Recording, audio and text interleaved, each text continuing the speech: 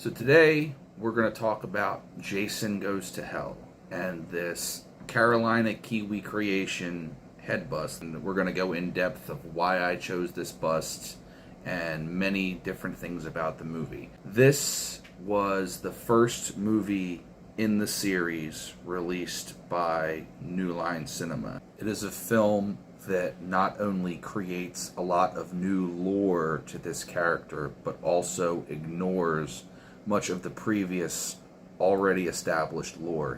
Friday the 13th Part 8, Jason Takes Manhattan, was released by Paramount Pictures in 1989 and was a critical and financial failure. So much of a critical and financial failure that Paramount decided they wanted to wash their hands of the series. The new home of Jason Voorhees would be none other than New Line Cinema, the home of Freddy Krueger. Freddy Krueger and Jason Voorhees were finally under the same roof, so you would think that the epic Freddy vs. Jason crossover would finally happen. Not so fast. Unfortunately, we would not see Freddy vs. Jason for another 10 years after Jason Goes to Hell was released. Nearly 30 years have passed since the release of this movie in 1993, and I think that most people have accepted now that this movie was just a placeholder, something to tide over Jason fans while they hammered out the details of Freddy vs. Jason, and of course make a little money in the process. Beginning with this film, New Line Cinema would prove time and time again that they truly did not care about Jason Voorhees, other than his ability to line their pocketbooks.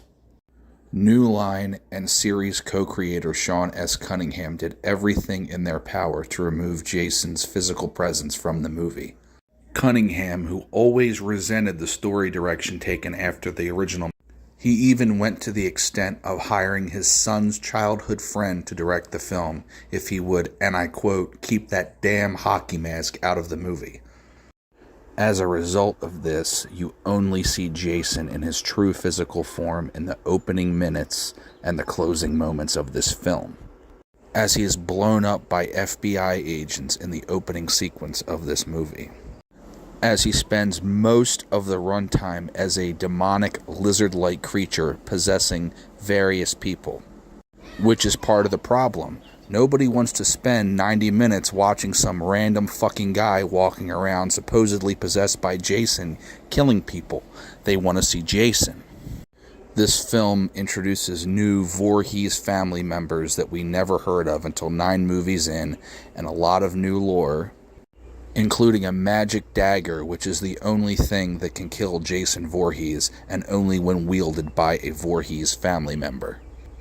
There is a lot of weird shit in this movie, including a scene where George Washington Duke from Rocky V shaves a naked man for no apparent reason. Only in America.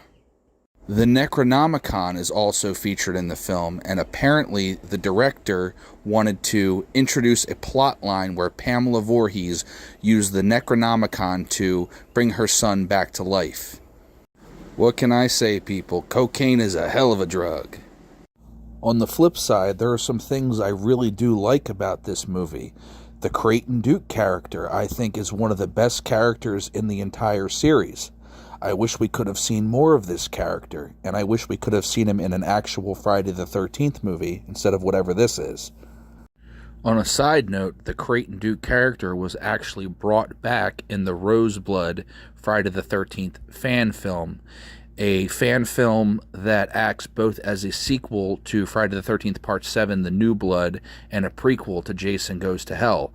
The character is played by an actor named Jaquint Broden, and he plays the young Duke quite brilliantly. Many of the kills and the gore is top-notch in this film. That tent scene when he impales that woman and splits her in half, fucking brutal. One of the best kills in the entire series. As far as watching this movie in its entirety for my enjoyment, though, honestly, I don't have much use for it. I would much rather just watch the Creighton Duke clips from this movie and the kills from this movie rather than spending my time sitting through the entire film. Well, that just about sums up my thoughts on the film. Now let's talk about this bust. This bust was made by Carolina Kiwi Creation on Etsy.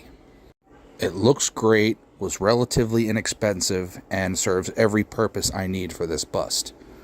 There are plenty of unmasked Jason Goes to Hell concept busts out there, and the looks of them seem to be pretty consistent across the board, but since we don't actually see Jason unmasked in the film, I didn't think it was necessary. The owner of the shop seemed very nice and very helpful. He even offered to cut the eyes out and put mesh back in if I wanted to wear it as a mask. I highly recommend them. Lastly, let's talk about Kane Hodder's portrayal of Jason in this film. Not really much to chew on here, as he's barely in the film. This is probably my fourth favorite portrayal of Kane out of the 5, including his video game portrayal. But at least he isn't in space and doesn't look like not one, but 2 separate Power Ranger villains. Thank you for joining me for my video, and I'll see you guys on the next one.